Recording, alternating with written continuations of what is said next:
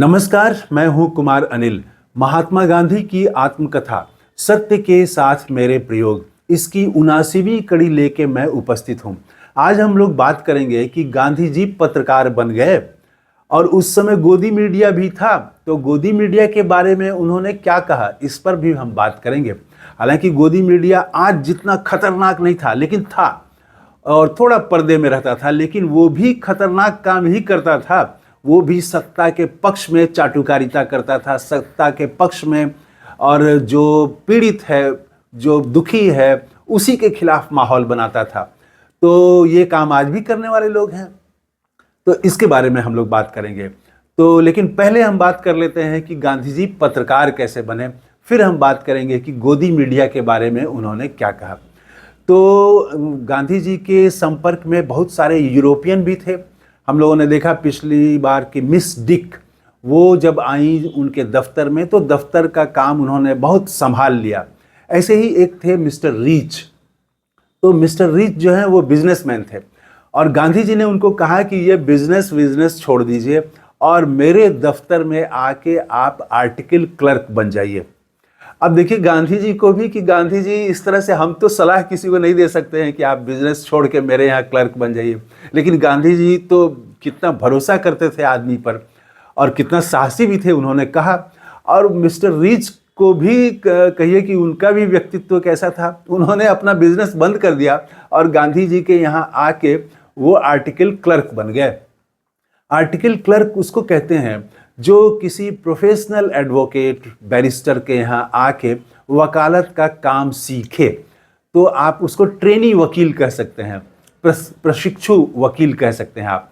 तो जब वो आए तो उसके बाद और भी गांधी जी के पास समय बचने लगा, लेकिन गांधी जी तो एक एक मिनट का वो उपयोग करने वाले व्यक्ति थे। ठीक उसी समय एक थे मदनजीत जी और उनका अपना छापाखाना था।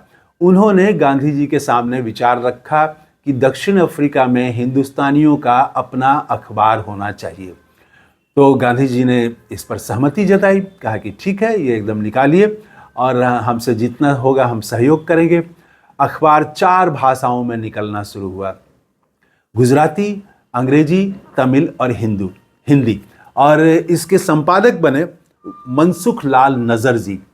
लेकिन असल में संपादक की भूमिका तो गांधी जी को ही निभानी पड़ी, क्योंकि दक्षिण अफ्रीका के जटिल प्रश्नों पर वो संपादक जो थे मनसुख लाल जी, तो उनकी हिम्मत नहीं होती थी कि वो कलम उठाएं।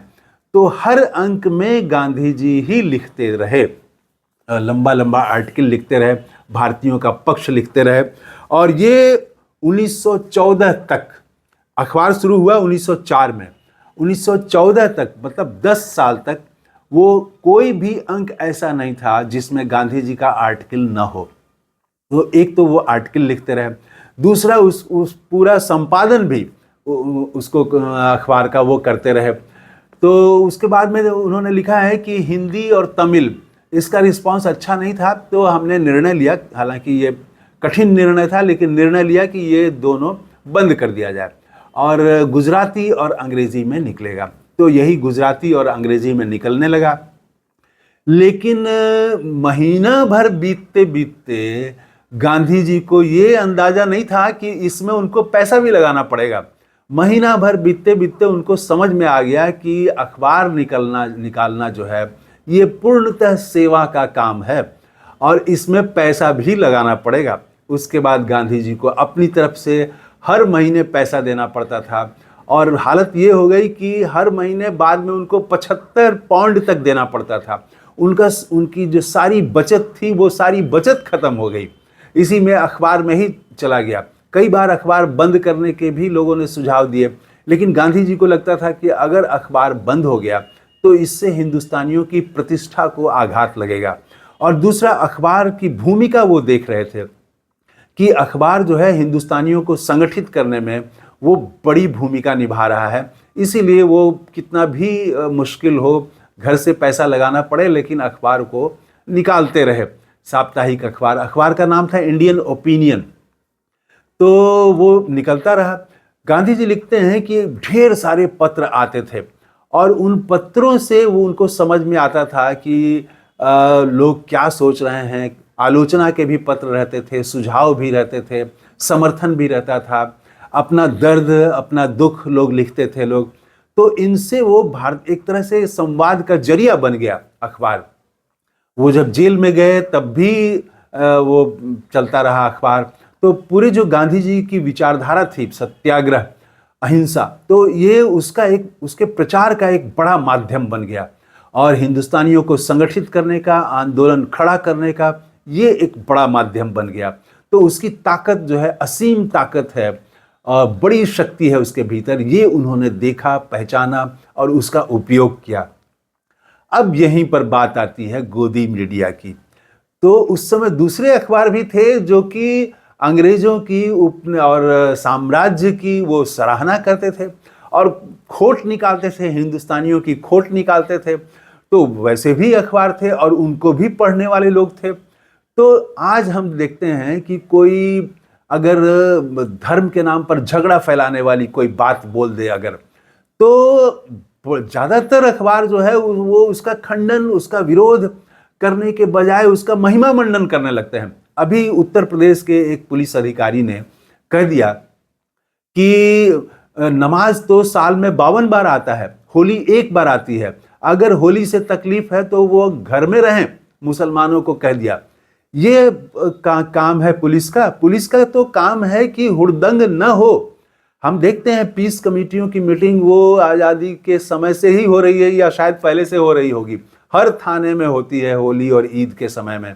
और उसमें यही कहा जाता है, सद्भाव से, शांति से रहने की अपील की जाती है और हुड़दंगियों से सख्ती से निपटेगा प्रशासन, ये कहा जाता है। लेकिन अब नया युग ये आ गया है कि प्रशासन कह रहा है कि घर से मत निकलिए, तो कल किसी और को कहा जाएगा, महिलाओं को भी कहा जाएगा कि आप छेड़खानी से बचना चाहते हैं तो आप घर से मत निकलिए। तो ये अब ये बात आई, उस अधिकारी ने कहा आप देखिए, गूगल में आप टाइप करिए, आप यूट्यूब पर टाइप करिए, नीरज उसका मैं भूल रहा हूँ नाम, अनुज चौधरी शायद नाम है, तो वो टाइप करिए आप और देखेंगे कि उसके महिमा मंडन में खबरें हैं। और कुछ जो है, जो अखबार हैं, तो उतना एकदम से नंगे ढंग से वो एकदम गोदी मीडिया कैसे बन जाए, तो अखबार वाले लिख रहे हैं कि कौन है अनुज चौधरी जानिए, तो ये भी महिमा मंडन ही है। तो कहाँ तो सांप्रदायिक विभाजन करने का विरोध करना चाहिए कि इससे समाज में हुड़दंग बढ़ेगा, हुड़दंगियों का मनोबल बढ़ेगा, ये मीडिया की जिम्मेदारी है। इसके बजाय वो उसी का, तो ऐसे हर चीज पर अगर हथकड़ी लगा के अमेरिका भेज दे रहा है तो वो बताएंगे कि नहीं, ये तो अमेरिका पहले भी ऐसा करता रहा है, उसको कैसे मिनिमाइज किया जाए, या कोई दूसरा मुद्दा खड़ा कर देंगे, औरंगजेब का मुद्दा खड़ा कर देंगे, जनसंख्या कैसे बढ़ रही है ये खड़ा कर देंगे, बच्चे कौन ज़्यादा पैदा कर रहा है, कुछ अजीब तरह का उदाहरण, और उस पर वो पूरा गोदी मीडिया एकदम दिन रात बहस करने लगेगा, तो लोगों को डाइवर्ट करना। तो ये गोदी मीडिया पर गांधी जी ने कहा कि ये ऐसा है गोदी मीडिया, सुनिए उन्होंने क्या क्या कहा कि ये गोदी मीडिया ऐसा है जो जैसे बाढ़ आती है तो वो क्या है, गांव के गांव को तबाह कर देती है, फसल को नष्ट कर देती है, वैसे ही ये है। ये जो है निरंकुश है, इस पर कोई अंकुश नहीं है, ये मनमानी करते हैं लोग और अपने खास एजेंडा किसी के लिए वो काम करते हैं। तो इनको मतलब नहीं है गांव से, फसल से, ये बर्बाद कर देते हैं, गांव के गांव और फसलों को बर्बाद कर देते हैं, मतलब समाज को बर्बाद कर देते हैं। तो ये कहा गांधी जी ने, और साथ में ये कहा कि दोनों चीजें साथ साथ रहेंगी, अच्छे अखबार भी रहेंगे और ये गांवों को तबाह करने वाले, फसलों को तबाह करने वाले अखबार भी रहेंगे।